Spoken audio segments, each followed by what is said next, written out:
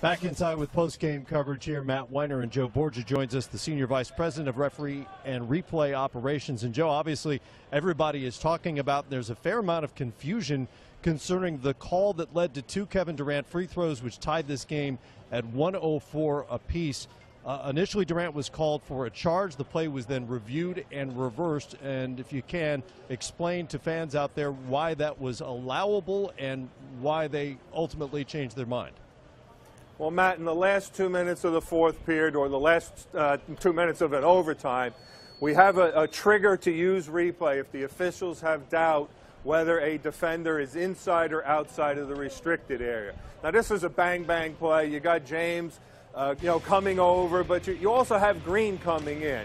And by the time the play is over, sort of the defenders are all laying in the restricted area. So there was some doubt. So they decided to come to replay to see where James was.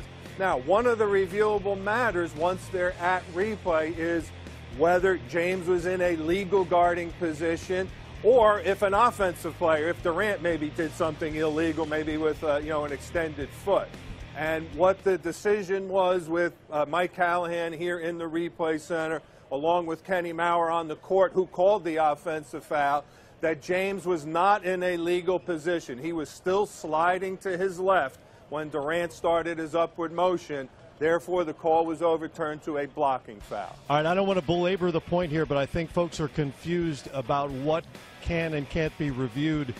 The trigger allows the referees to assess whether or not the defender is inside or outside the restricted area, but it also opens up a menu of other reviewable elements of the play, correct? You are absolutely correct. So the trigger is the restricted area. Was he in or out? And then once you are there, you can look at whether the defender's in or out, but you can also look whether they are in a legal position or if the offensive player did anything illegal. And if you look at that play again, you're going to see Green also coming in. His foot actually stepped in the restricted area. So you sort of have 1 foot in the restricted area, and then you got LeBron's 2 feet on a bang-bang play that is critical to the game. And hence, like I said, that's where I think some doubt came in with the officials, which they said, listen, let's make sure we get this play right. He's in the restricted area or not. Let's go to replay. And while they were there, they decided, you can see James clearly moving over to his left. He gets his left foot down, but he shifts his shoulders 1 whole body length, which then put him he would have been legal. Listen, it's a tie at best, and ties are blocking fouls. So, Joe, this is Isaiah. Here's my question, okay? We watch Kenny underneath the basket, and I clearly see a check down. I see him hold off. I see him take a look at Brothers, and I see a check down before he gives the charge signal call, and then it's reviewed. Explain the check down review to me. Okay, so you have 2 whistles on the play, and anytime we have 2 whistles, you always want the officials to look at each other and try through experience determine maybe who has the best angle on the play. And if you look at it, Tony Brothers was actually appeared to be going with a blocking foul. It looks like he started to bring his arms up, which, Isaiah, you know what's next. They're going to come down for a block. So Kenny looked out, heard his whistle, and slowed up, and Tony stopped. And at that point, Kenny, I'm presuming, now, listen, I haven't had a chance to talk to the refs, said, okay, I think I got the better angle. I am going to go with offensive foul.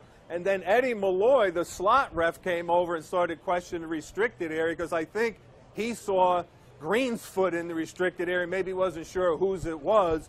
So listen, it's a tough bang-bang play, but 2 officials, anytime you blow whistle, listen, you don't want one guy going block, one guy going offense. You don't want that. That's the blarge. Well, again, here's the confusion, because at the end, right, as we see the signal, and this is what confuses everybody, bam, right there, we see the charge call, okay? We see the charge, ball's going the other way. That's where the confusion comes in. So there was a check down, there was a pause, and then we get the call. And then we get replay. And now we get the replay.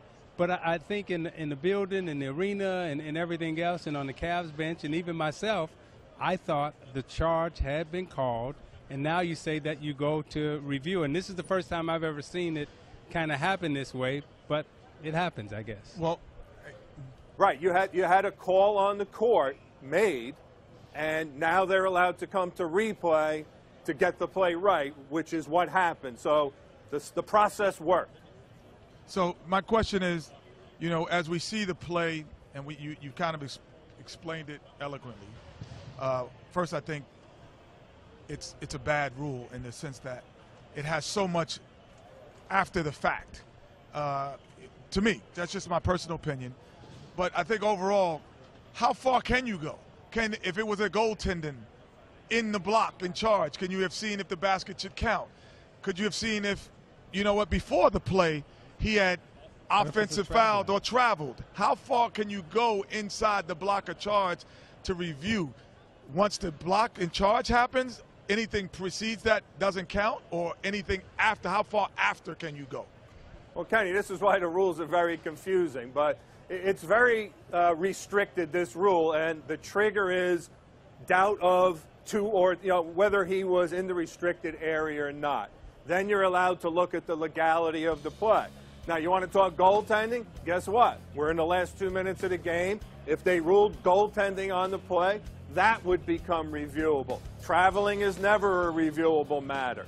So, you know, the replays are very restrictive of how far back you can go, and on this play, it's just the legality of that offensive player. Listen, if Tristan Thompson reached in and, you know, fouled him on the side, the refs didn't see it, you can't rule that during replay.